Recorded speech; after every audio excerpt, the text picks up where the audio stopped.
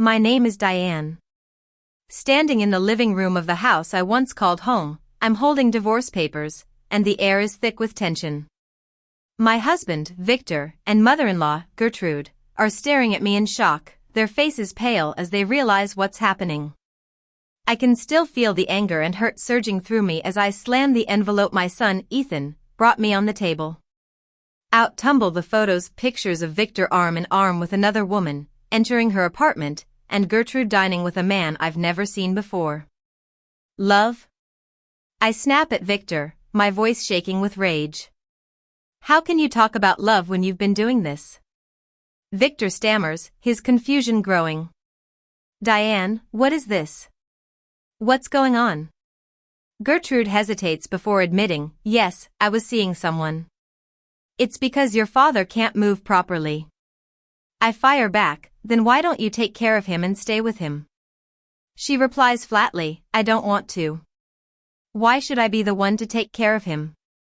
I take a deep breath, trying to calm myself.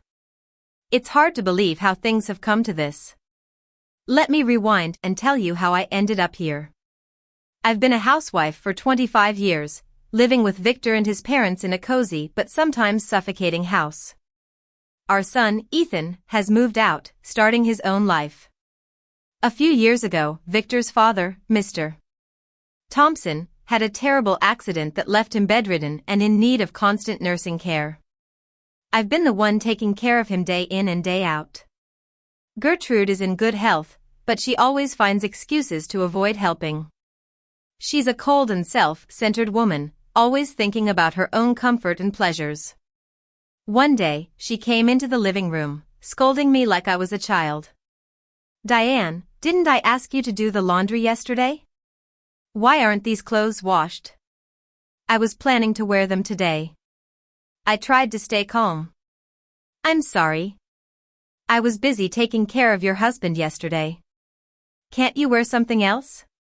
She retorted, I can't believe you're saying you're busy when you just sit at home all day. To her, all the housework and the care I provide for Mr. Thompson seem like I'm just lounging around. I remember asking her once, your husband seemed fine yesterday. Are you really going to that club again?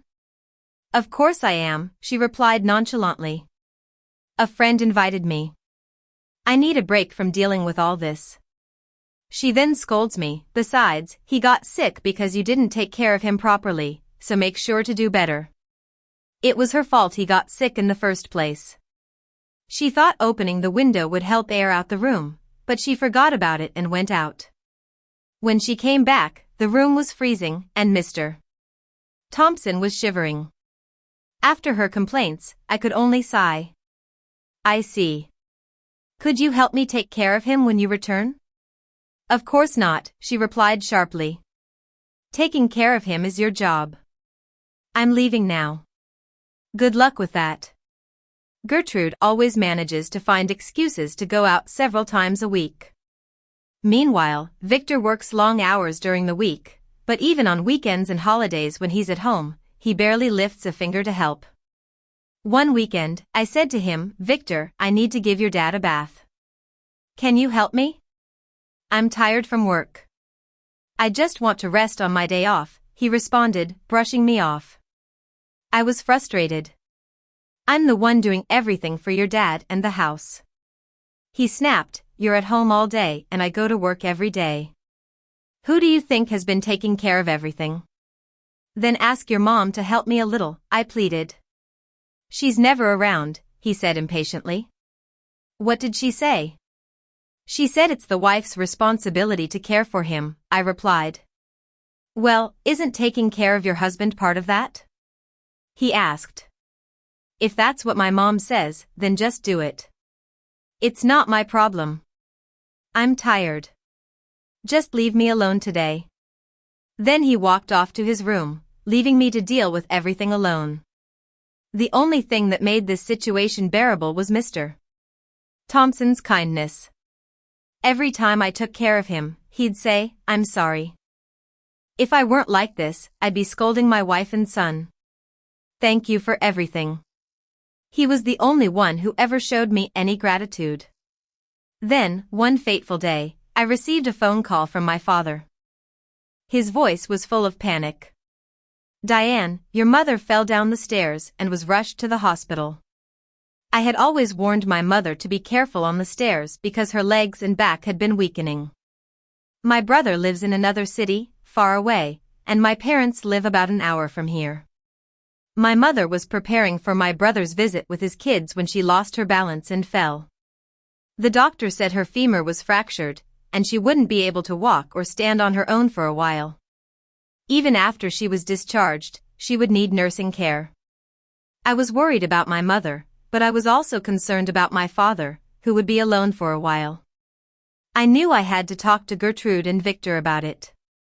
With a heavy heart and a voice shaking with uncertainty, I approached Gertrude. "My mother can no longer walk and needs assistance. Could you help me with your husband a few hours a day starting tomorrow?" She interrupted me coldly. "I don't care. You're the wife in this family. Your responsibility is to manage the household. Let your family deal with their own issues." Feeling hurt, I turned to Victor for support. "My mom can no longer walk and needs help." But he snapped at me, "I don't care about your parents. You're my wife now, so act like it. I won't help you, and I'm not talking to my mom either. Don't bring it up again. Just stay out of it and focus on your duties." Their harsh words hit me hard, but I was too worried about my mother to let it go. As I was preparing dinner, lost in thought about how I could help my parents, I was startled by the sound of the door opening and Ethan's cheerful voice, "I'm home." I was a little surprised. "What's going on? You didn't mention you were coming." He scanned the room and said, "I just thought I'd stop by." "Huh, where's Dad and Grandma? How's Grandpa?" "I'll go check on him." After checking on Mr. Thompson, he came back to the kitchen. "Mom, what's wrong? You don't look like yourself." I paused for a moment, not knowing where to start. Then I poured out my heart to him, telling him how I was trying to help my parents but was being blocked by Victor and Gertrude. Ethan already knew how hard I had been struggling to manage the house and take care of Mr. Thompson. He had always been sensitive to my situation, unlike his father and grandmother. He gave me a forced smile and said, "Don't worry, Mom, you're doing great. Actually, I came here to tell you something. I heard something from a friend who lives nearby. It was something I'd always wondered about." At first, I didn't believe it, but I dug into it. "I got the results today, and I was so angry. I had to come tell you." He handed me an envelope, and when I opened it, I was stunned. The photos inside showed the truth about Victor and Gertrude's affairs. That evening, I could only manage to feed Mr. Thompson. I spent the rest of the time thinking about what to do next. Divorce seemed like the only option. I felt sorry for Mr. Thompson, but I couldn't ignore how Victor and Gertrude had treated me. I searched online for divorce papers and found them available for download. I printed them out at a local library, then returned home to sign the papers and pack my things, waiting for Victor and Gertrude to come back. And that brings us back to this moment. Standing here, I'm determined to leave this suffocating life behind. I grab the photos from the table and head for the door. Before I leave, I go to see Mr. Thompson. "I'm sorry," I say softly, tears welling up. "Thank you for everything." He replies, his voice heavy, "I heard everything. I should be the one thanking you. You've done so much for me. Please go and take care of your parents. I'll be fine here." I feel a pang of guilt as I leave him behind, but I know I have to move on. I return to my parents' house that same day, where my father greets me with a warm smile.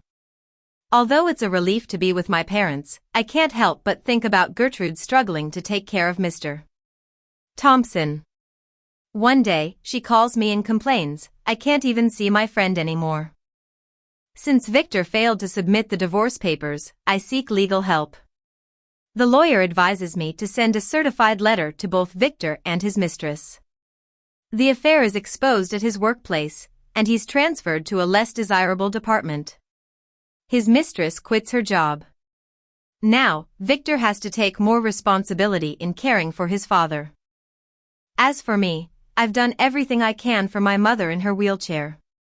Before she was discharged from the hospital, I prepared a comfortable space for her and made sure she had everything she needed to heal. After a few days, she's released. She's worried about my divorce, but she still smiles faintly and says, "I'm so happy to be living with you again." At first, it's tough for her to move around, but with my support and my father's help, she starts to get more comfortable. My father even takes her out in her wheelchair, showing his love and support. I've finally realized how important it is to have my family's help in caring for my parents. Time is precious, and I want to cherish every moment with them.